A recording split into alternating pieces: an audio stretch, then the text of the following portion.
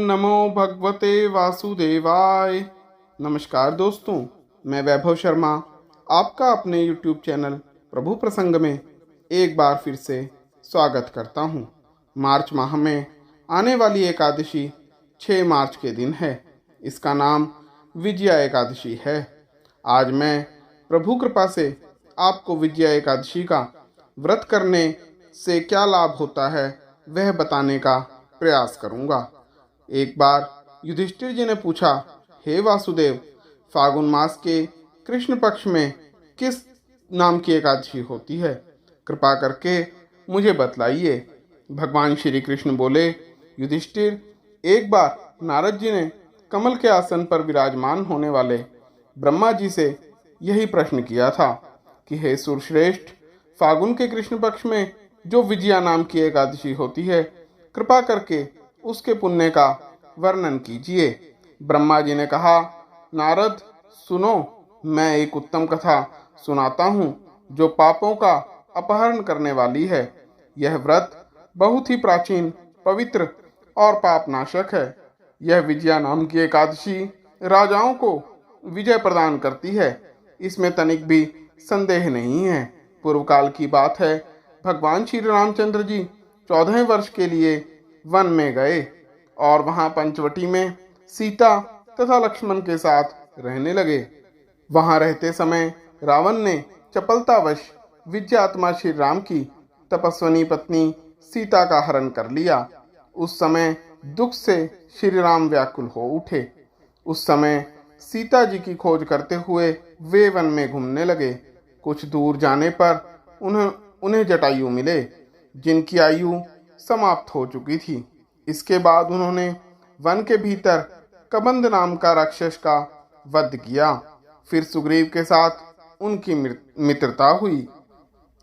तत्पश्चात श्री राम के लिए वानरों की सेना एकत्रित हुई।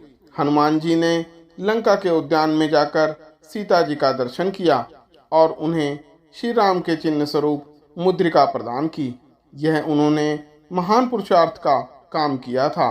वहां से लौटकर वे श्री रामचंद्र जी से मिले और लंका का सारा समाचार उन्हें सुनाया। हनुमान जी की बात सुनकर श्री राम जी ने सुग्रीव की अनुमति ले लंका को प्रस्थान करने का विचार किया और समुद्र के किनारे पहुंचकर उन्होंने लक्ष्मण से कहा, हे सुमित्रा नंदन, किस पुण्य से इस भारी भरकम समुद्र को पार किया जा सकता है? यह अत्यंत अगाध और भयंकर जल जंतुओं से भरा हुआ प्रतीत होता है। मुझे ऐसा कोई उपाय नहीं दिखाई देता जिससे इसको सुगमता से पार किया जा सके। लक्ष्मण जी बोले, महाराज, आप ही आदिदेव और पुराण पुरुषोत्तम हैं। आपसे क्या छिपा है? यहाँ द्वीप के भीतर बगदालभ्य नामक मुनि रहते हैं। यहाँ से आधे योजन की दूरी पर उनका आश्रम है। हे रघुनंदन, उन प्राचीन मुनीश्वर के पास जाकर उन्हीं से इसका उपाय पूछिए। लक्ष्मण जी यह अत्यंत सुंदर बात सुनकर श्री रामचंद्र जी महामुनि बगदालभ्य से मिलने के लिए गए। वहां पहुंचकर उन्होंने मस्तक झुकाकर मुनि को प्रणाम किया। मुनि उनको देखते ही पहचान गए कि ये पुराण पुरुषोत्तम श्री राम हैं, जो किसी कारणवश मानव शरीर में अवतीर्ण हुए हैं। उनके आने से महर्षि को बड़ी प्रसन्नता हुई। उन्होंने पूछा, हे श्री राम, आपका कैसे आगमन हुआ? श्री राम बोले, ब्राह्मण, आपकी कृपा से राक्षसों सहित लंका को जीतने के लिए सेना के साथ समुद्र के किनारे आया हूँ। हे मुने, अब जिस प्रकार समुद्र पार किया जा सके वह उपाय बतलाइए, मुझ पर कृपा कीजिए। बगदालभ्य ने कहा, श्री राम, फागुन के कृष्ण पक्ष में जो विजया नाम की एकादशी होती है, उसका व्रत करने से आपकी विजय होगी। निश्चय ही आप अपनी वानर सेना के साथ समुद्र को पार कर लेंगे। राजन, अब इस व्रत की फलदायक विधि सुनिए।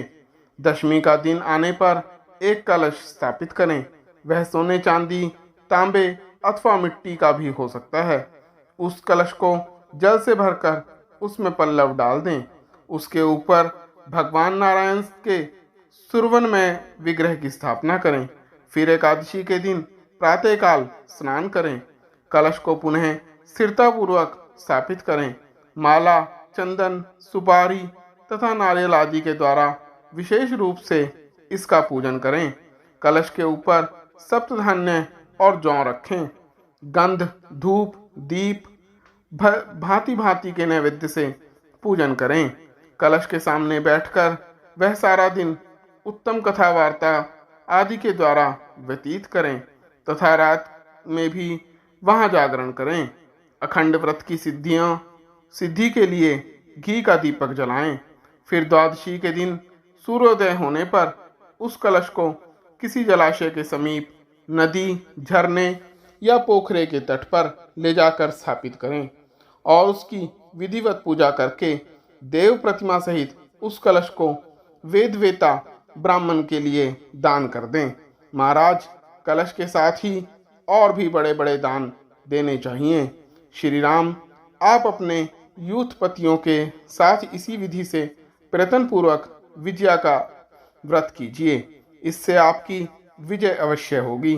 ब्रह्मा जी कहते हैं, हे नारद, यह सुनकर श्री रामचंद्र जी ने मुनि के कथनानुसार उस समय विजया नाम की एकादशी का व्रत किया था। उस व्रत के करने से श्री रामचंद्र जी विजयी हुए। उन्होंने संग्राम में रावण को मारा, लंका पर विजय पाई और सीता को प्राप्त किया। बेटा, जो मनुष्य इस विधि से व्रत करते हैं उन्हें इस लोक में विजय प्राप्त होती है और उनका परलोक में भी अक्षय बना रहता है। भगवान श्री कृष्ण कहते हैं, युधिष्ठिर, इस कारण विजया एकादशी का व्रत करना चाहिए। इस कथन या कथा को सुनने से वाजपेयी यज्ञ का फल प्राप्त होता है। मैं अपनी वाणी को यहीं विराम देता हूँ। ऐसी ही जानकारियों के लिए मेरे चैनल प्रभु प्रसंग को लाइक, सब्सक्राइब व शेयर करें।